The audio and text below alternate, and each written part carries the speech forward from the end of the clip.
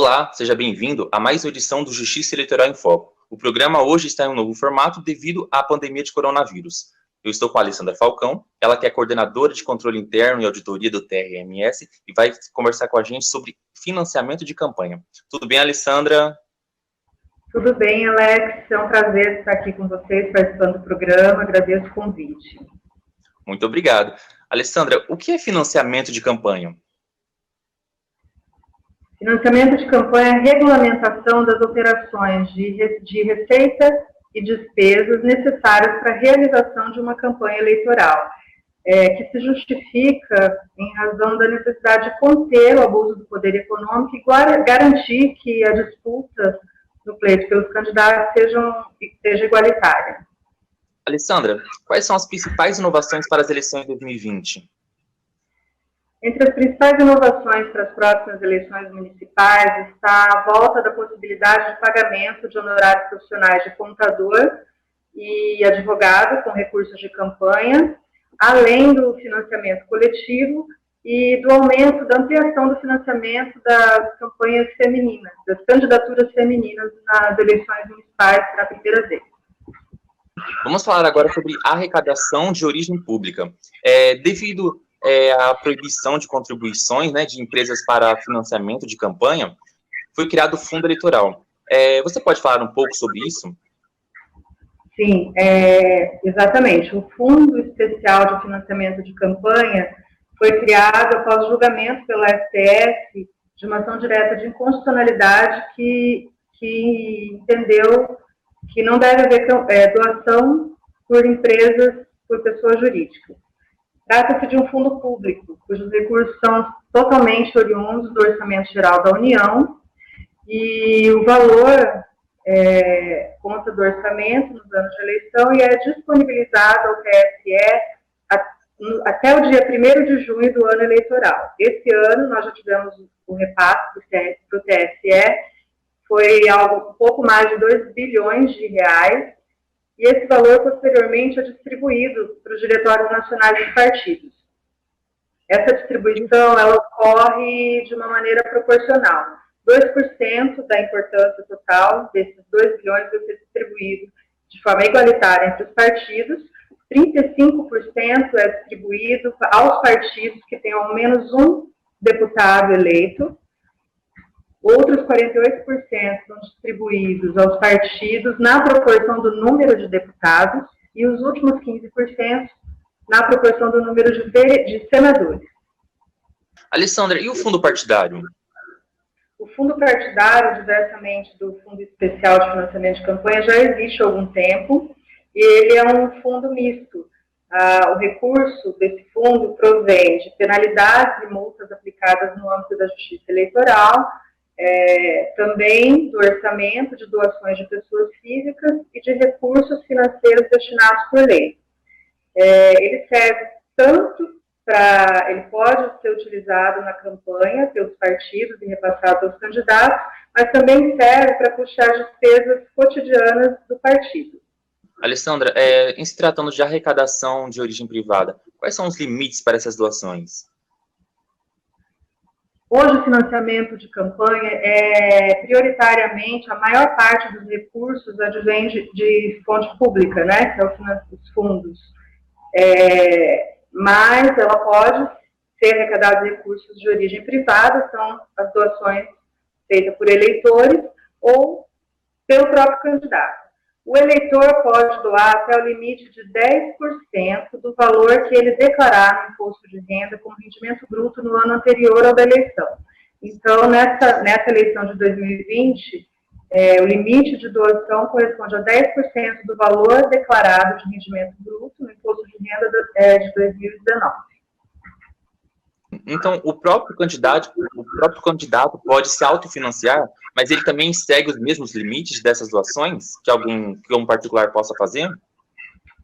Isso mesmo. Os candidatos podem utilizar o autofinanciamento de campanha, mas, assim como o eleitor, como o doador comum, ele também deve observar um limite de 10%. Só que os 10% que o candidato recai sobre os gastos totais de campanha permitidos para o cargo que ele vai concorrer. Então, a cada eleição é fixado um limite de gastos, um teto de gastos, e o candidato pode financiar sua própria campanha até o limite de 10% desse teto. Vamos supor que o candidato X esteja concorrendo a um cargo no município Y, e nesse município o teto de gastos é de R$100 mil. O candidato vai poder financiar sua própria campanha até o limite de R$10 mil.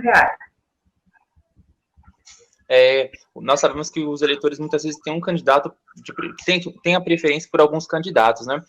Como que esses eleitores podem financiar, ajudar a custear as campanhas eleitorais dos candidatos? Qualquer eleitor pode fazer doação aos candidatos ou até mesmo ao partido. As doações podem ser em recursos financeiros, preferencialmente por transferência bancária, da conta do doador para a conta do beneficiário, do candidato, ou também pode ser doação em bens ou serviços estimados em dinheiro. Nesses casos, o bem deve ser de propriedade do doador, e no caso de serviço, tem que ser um serviço explorado pelo doador. Então, vamos supor uma doação de pintura na sede do diretório. Tem que ser um pintor para fazer essa doação. Ele tem que ser proprietário do serviço. Caso o eleitor, como você disse, preferencialmente querer financiar a campanha de algum candidato, ele pode sofrer algum tipo de punição, dependendo da sua atitude? Sim, a punição que existe para o eleitor é a de ultrapassar o limite de doação. Como a gente falou um pouco antes, o eleitor pode doar até 10% do valor que ele declarou no exercício anterior ao da eleição como rendimento bruto, imposto de renda. Se ele doar acima desse limite, o que pode acontecer é de ele ser penalizado para devolver, pagar uma multa de até 100% do valor excedente. Então, vamos supor que ele excedeu em R$1.000, ele podia doar 5, doou R$6.000. Ele pode pagar uma multa de até R$1.000, que é o valor que excedeu o limite que ele poderia doar. Alessandra, e quanto aos candidatos, existe algum tipo de punição em se tratando de financiamento de campanha? Sim, os atos de financiamento de campanha, seja arrecadação, aplicação de recursos, estão sujeitos a diversas regras.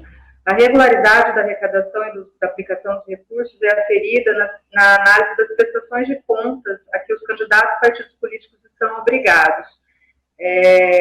Nessas ocasiões, por ocasião da análise, se for verificada alguma irregularidade consistente, assim, forte, pode gerar desaprovação das contas no âmbito da prestação de contas, né, e a restituição de valores ao Tesouro Nacional.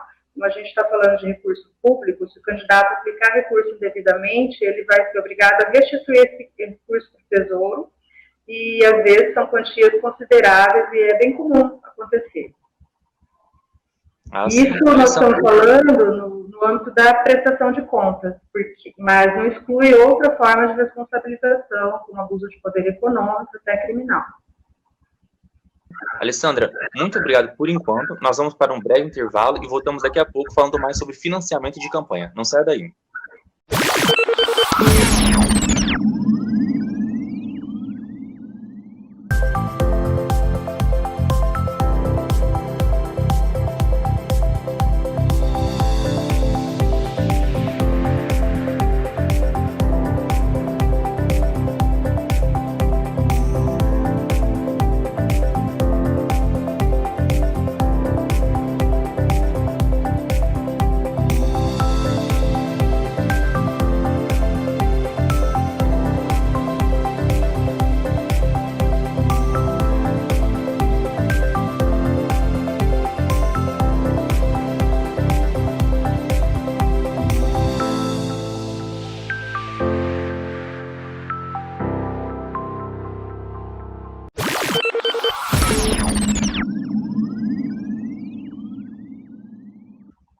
Nós estamos de volta com Justiça Eleitoral em Foco de hoje. Nós estamos falando sobre financiamento de campanha. Quem está comigo é a Alessandra Falcão, ela que é coordenadora de controle interno e auditoria do TRMS. Alessandra, o que é financiamento de campanha coletivo?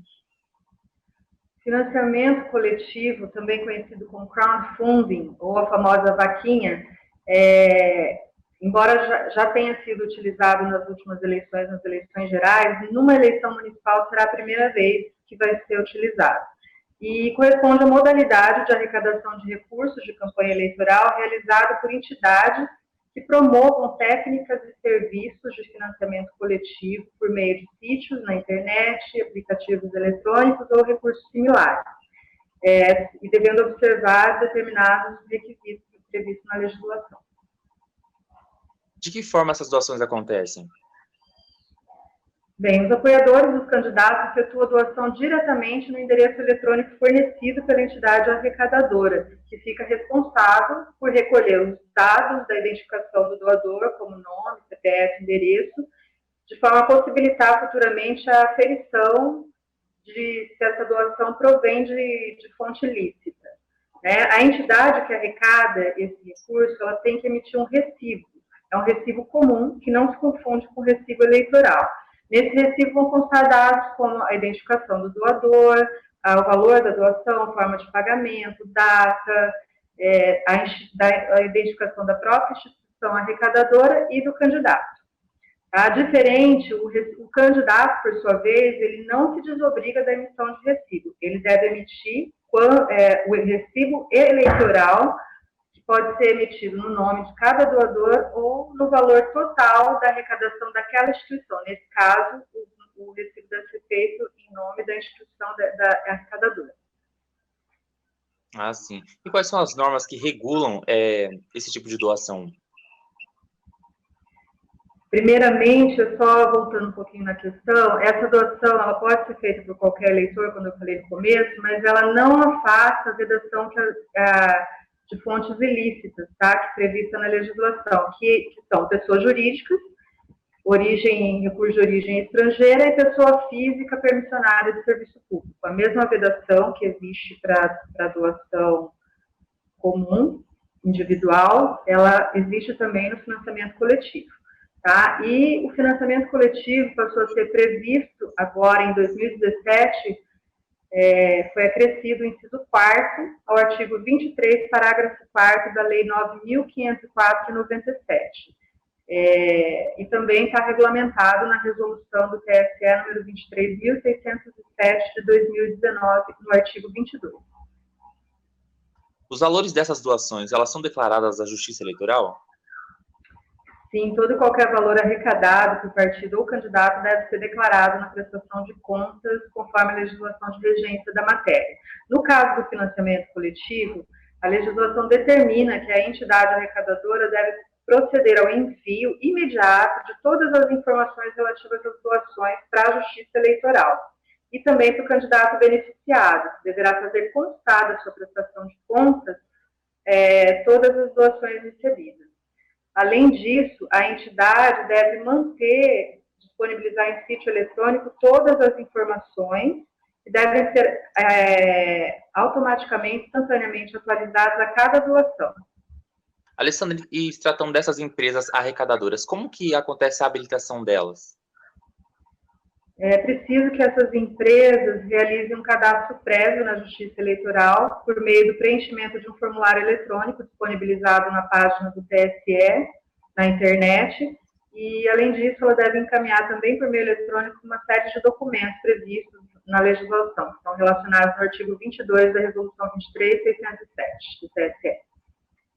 Alessandra, pode não ser muito recorrente, mas pode acontecer, de determinado candidato receber doações coletivas e talvez ele possa venha desistir do pleito eleitoral. O que acontece com essas doações arrecadadas? Então, como essa arrecadação não só na hipótese de desistência do candidato, mas também pode acontecer de não se concretizar a candidatura, porque essa arrecadação ela inicia antes do registro da candidatura. Então, pode acontecer de iniciar a arrecadação por meio de financiamento coletivo e o candidato acabar não apresentando o registro de candidatura.